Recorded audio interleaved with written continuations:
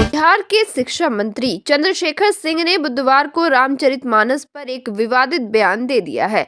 उसके बयान से हिंदू संगठनों के साथ साथ कई धार्मिक संस्थान के लोग उग्र दिख रहे हैं, जिससे राजनीतिक सरगर्मी तेज हो गई है। वहीं इस मुद्दे को लेकर विश्व हिंदू परिषद भागलपुर महानगर इकाई दक्षिणी बिहार एवं बजरंग दल की ओर से आज बिहार के शिक्षा मंत्री चंद्रशेखर सिंह का पुतला दहन किया गया। साथ ही उनके खिलाफ जमकर नारेबाजी की गई। वहीं बजरंग दल के भागलपुर महानगर के सह संयोजक स्वजीत कुमार ने बताया कि वोट बैंक बनाने के कारण ऐसे लोग तुष्टि की राजनीति कर रहे हैं। उन्होंने हिंदू धर्म की भावना के साथ खिलवाड़ किया है। उन्होंने बिहार के शिक्षा मंत्री को इस बयान के लिए सख्त से सख्त सजा देने की बात कही। बिहार सरकार के शिक्षा मंत्री द्वारा हमारे धार्मिक ग्रंथ रामचरितमानस के बारे में अभद्र टिप्पणी की गई, वो बेहद ही निंदनीयपूर्ण है और इसका बजरंग दल पुरजोर विरोध करता है। हमारे धर्म ग्रंथ के बारे में हम लोग ऐसा नहीं सहेंगे। पूरा सनातन समाज हम लोग सब मिलकर इसका विरोध करेंगे।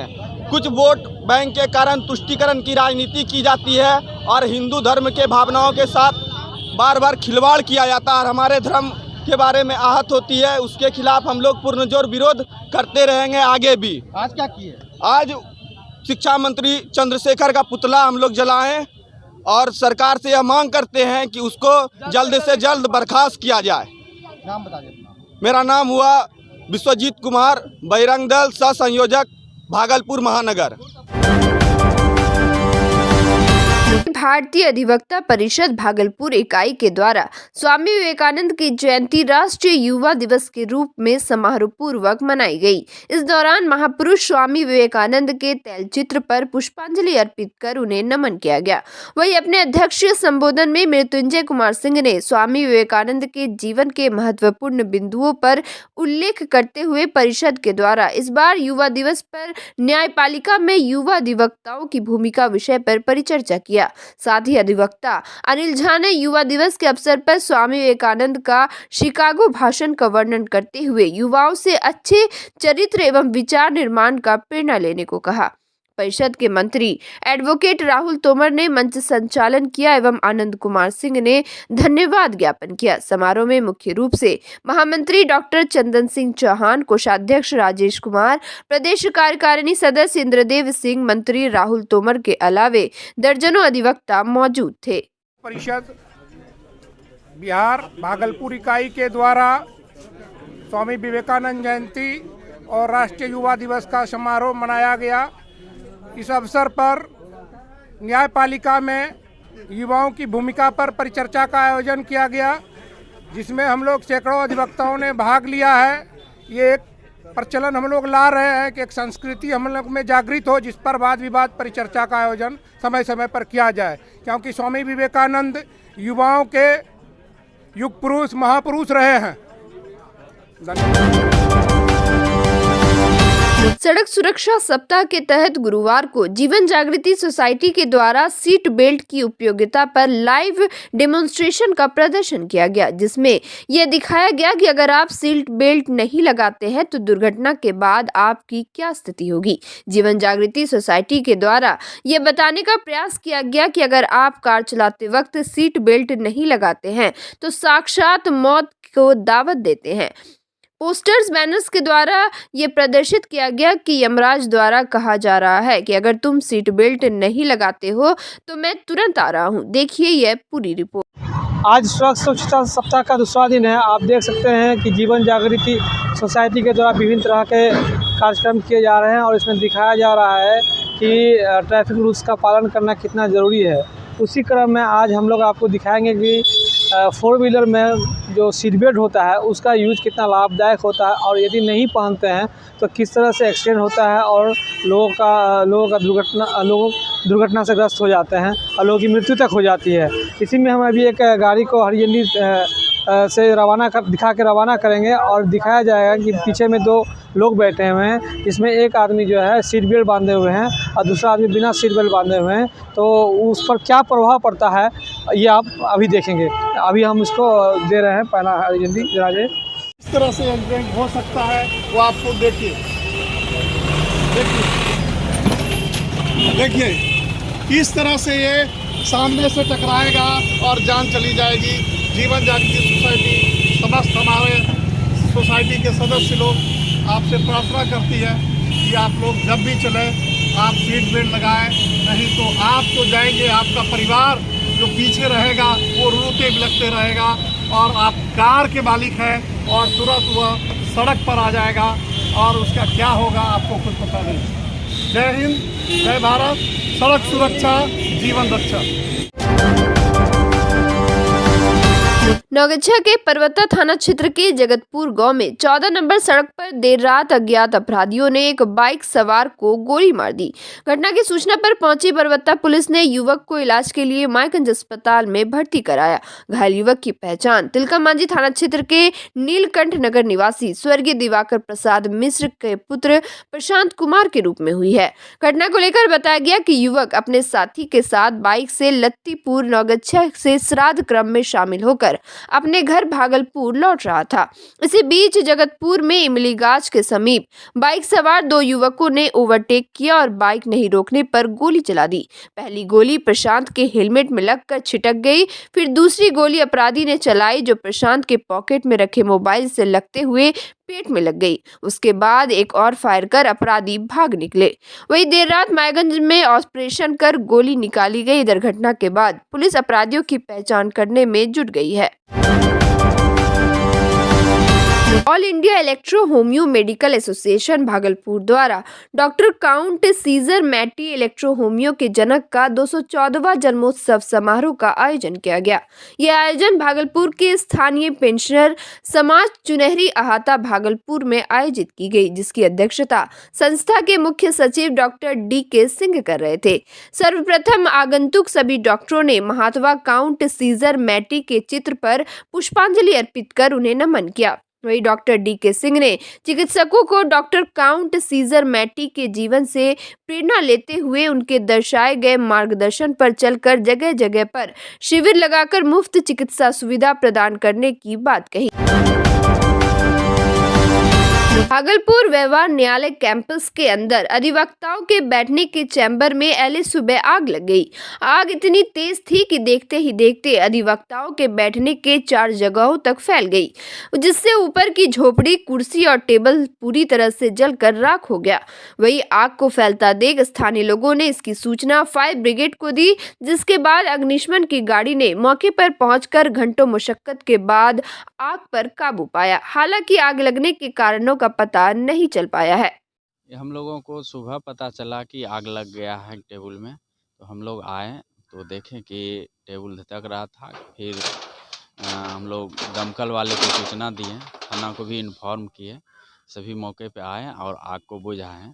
इसमें से आशुतोष बाबू का टेबल जला है, अजय बाबू का भी जला है, शुक्ला बाबू का भी जला है, धीरेन्द्र मोहन शुक्ला का और गौरी बाबू का जला है, और एक सिलधर बाबू का भी थोड़ा जला है। कुल 4 टेबल जला है। ये स्पष्ट नहीं हो पा रहा है कि कैसे जला है। 14 जनवरी को मनाए जाने वाले तिल संक्रांत को लेकर दूध की मंडी में काफी तेजी देखने को मिल रही है। मंडी में जहां 10,000 लीटर दूध प्रतिदिन आती थी, वहीं अभी लगभग 7,000 लीटर दूध ही मार्केट पहुंच रही है, जिसके कारण दूध के दामों में उछाल देखने को मिल रहा है। दूध की कीमत 50 रुपए से सीधे 100 रुपए तक पहुंच गई है। वहीं आगे और भी दाम बढ़ने की उम्मीद जताई जा रही है। कम दूध आने से लोगों को परेशानी का सामना करना पड़ रहा है। बताइए मार्केट की स्थिति है? मार्केट का स्थिति तो अभी बहुत महंगा चल रहा है। ये 14 जनवरी के लिए अभी वही 195। मार्केट गर्म है? हाँ, मार्केट गर्म है, पूरा गर्म है। मकर संक्रांति को लेकर प्रदीप यादव। मार्केट किस तरह का है अभी? मार्केट उछाल है, दूध की बिक्री हाई है मकर संक्रांति के लेकर के। क्या रेट चल रहा है? 195। क्या बचा था? 60-65। पहले 10,000 लीटर आता था, अभी 6 से 7,000 लीटर आता है। इसलिए कमी के कारण जो है हर लोगों को दूध की व्यवस्था संपूर्ण होना चाहिए। इसलिए मकर संक्रांति के कारण जो है दूध की व्यवस्था कम है हर गांव हर समाज से लेकर के जो है यह जुड़ा हुआ पर्व है। दूध का मार्केट अभी 7 रुपया है, 60 रुपया है और 90-100 का थी सांची दूध। अंजना है 30-35 बिकता था, 60 रुपया बिकता था अंजना। अभी जो पर्व है, अभी पर्व है इसलिए समझे दूध कम आता है गांव से दूध कम आ रहा है, इसलिए अभी है ना दूध का भाव चढ़ गया पर्व लेके। और पर्व के बाद फिर हो जाएगा उसे 30-35 और 60 रुपया। हाँ 16 तारीख के बाद। अभी माल कितना आ रहा है? माल अभी बहुत कम आ रहा है, 1 क्विंटल। शहर में बन रहे सुपर स्पेशलिटी हॉस्पिटल का भागलपुर सांसद अजय मंडल ने निरीक्षण किया। इस दौरान जवाहरलाल नेहरू चिकित्सा अस्पताल के प्रिंसिपल, अस्पताल अधीक्षक, प्रोजेक्ट मैनेजर समेत निर्माण कार्य में लगे अधिकारी और कर्मी मौजूद थे। गौरतलब है कि 200 करोड़ की लागत से अस्पताल में 200 बेड बन रहा है, जिसमें 9 ऑपरेशन थिएटर सहित 40 बेड का आईसीयू का निर्माण किया जा रहा है। इस अस्पताल को मार्च 2020 में बनकर पूरा होना था, लेकिन लगातार इसकी समय सीमा बढ़ती जा रही है। अभी तक यहां पर निर्माण कार्य चालू है। अस्पताल के प्रिंसिपल सहित प्रोजेक्ट मैनेजर का कहना है कि राज्य सरकार के द्वारा हाइट कंपनी को 30 करोड़ रुपए देने थे। पिछले साल मार्च में पैसे आए भी थे, लेकिन फिर वापस हो गए, जिसके कारण काम अधूरा पड़ा हुआ है। वही इन लोगों का कहना है कि अगर राज्य सरकार कंपनी को राशि दे दे तो काम में और तेजी आएगी और अस्पताल जल्दी चालू हो सकेगा। अब यहाँ से जो कमी मिला है चालू नहीं होने का कारण, उस पर हम कार्रवाई करवाते हैं कि इसको अविलंब हम चालू करके दें। इन लोगों का कहना है कि राज्य सरकार के द्वारा जो है फंड देना था वो नहीं। राज्य सरकार का मामला है या सेंट्रल सरकार का मामला है, वो तब जानने के बाद होगा ना। इसकी जानकारी मैं पूर्ण जान लूँ, इसके बाद मैं आपको बता सकता हूँ।